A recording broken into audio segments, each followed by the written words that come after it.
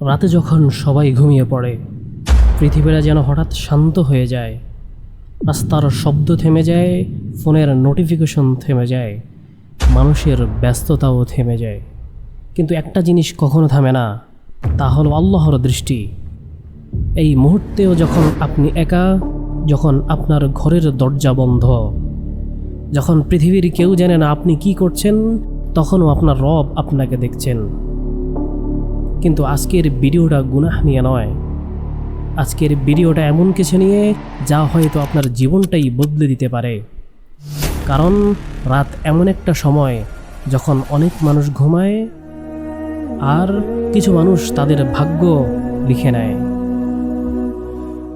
কখনো কি খেয়াল করেছেন, দিনের বেলায় আমরা সবাই অনেক শক্তিশালী সাজার চেষ্টা করি, হাসি, কাজ করি আর ব্যস্ততা দেখাই।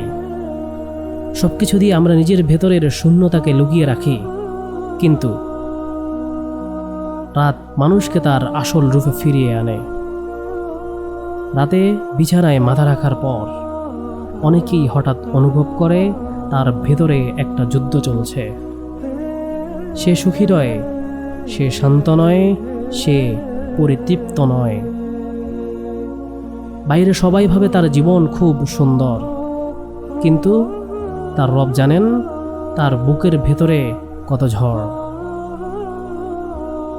ধরুন একটা ছেলে যার বয়স মাত্র 22, সবাই তাকে দেখে ভাবে সে খুব ভালো আছে, তার বন্ধু আছে, তার দামি মোবাইল আছে, সোশ্যাল মিডিয়ায় হাসি মুখের ছবি আছে আর লক্ষ লক্ষ ফলোয়ার আছে।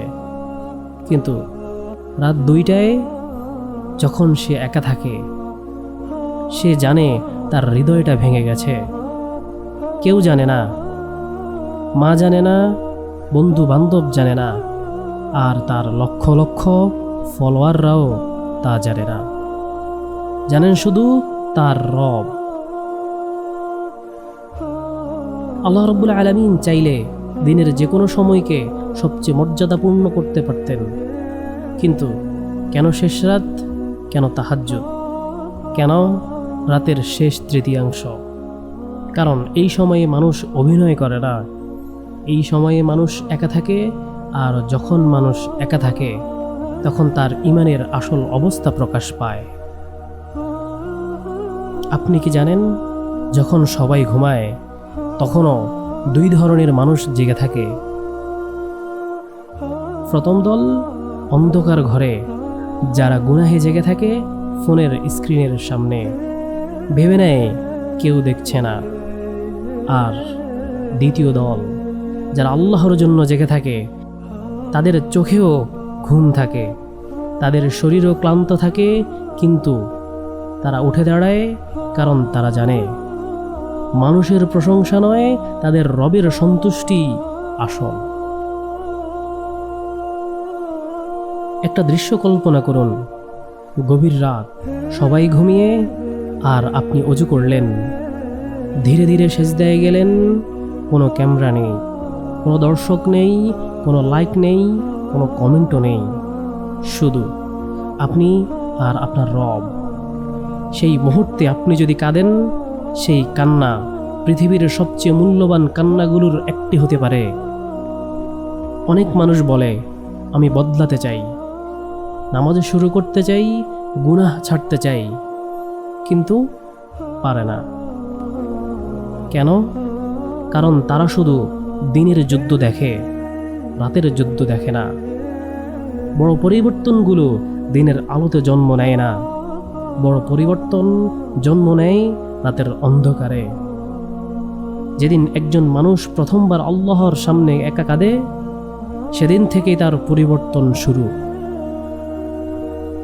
এখন একটা প্রশ্ন, আপনি কি নিশ্চিত আজকে রাতের পর আরেকটা রাত পাবেন?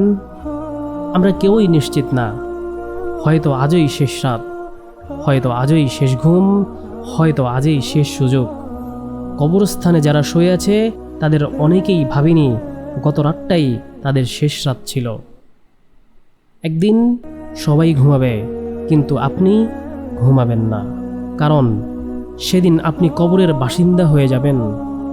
বন্ধুরা ফিরে যাবে, আত্মীয়রা ফিরে যাবে, কোনো ফোন থাকবে না, কোনো ইন্টারনেট থাকবে না, শুধু থাকবে আপনার আমল।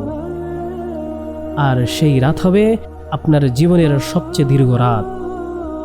তাই আজ রাতে ঘুমানোর আগে নিজেকে একটা প্রশ্ন করুন, আমি যদি আগামীকাল না জাগি, তাহলে আজকের আমল নিয়ে কি আমি আল্লাহর সামনে দাঁড়াতে পারবো?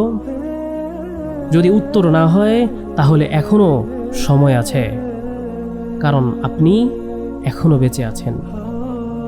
হয়তো আপনি অনেক গুনাহ করেছেন, হয়তো বারবার তওবা ভেঙেছেন, হয়তো নিজের কাছেই নিজেই হেরে গেছেন, কিন্তু শুনুন, আপনি এখনো শ্বাস নিচ্ছেন। এর মানে আল্লাহ এখনো আপনার জন্য দরজা বন্ধ করেননি। শুধু একটা কথা মনে রাখবেন, শয়তানও চায় আপনি ভাবুন যে আমার আর আশা নেই, আমি শেষ। কিন্তু আল্লাহ চান আপনি ফিরে আসুন আপনার রবের কাছে। তাই আজ রাতে যখন সবাই ঘুমিয়ে পড়বে, একবার চেষ্টা করে দেখুন, 2 রাকাত নামাজ, একটা সেজদা, একটা দোয়া আর 1 ফোঁটা চোখের পানি। হয়তো এই ছোট্ট আমলটাই আপনার জীবনের মোড় ঘুরিয়ে দিবে। হয়তো আজকের রাতটাই হবে সেই রাত, যেই রাতের কারণে কিয়ামতের দিন আপনি হাসবেন।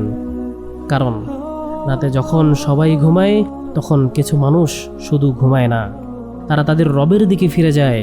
আর যারা রবের দিকে ফিরে যায়, আল্লাহ কখনো তাদেরকে হারিয়ে যেতে দেন না। রাতে যখন সবাই ঘুমায়, তখনও আসমানের দরজা খোলা থাকে। প্রশ্ন হলো, সেই দরজায় আপনি কড়া নাড়বেন নাকি আরেকটা রাতও হারিয়ে ফেলবেন?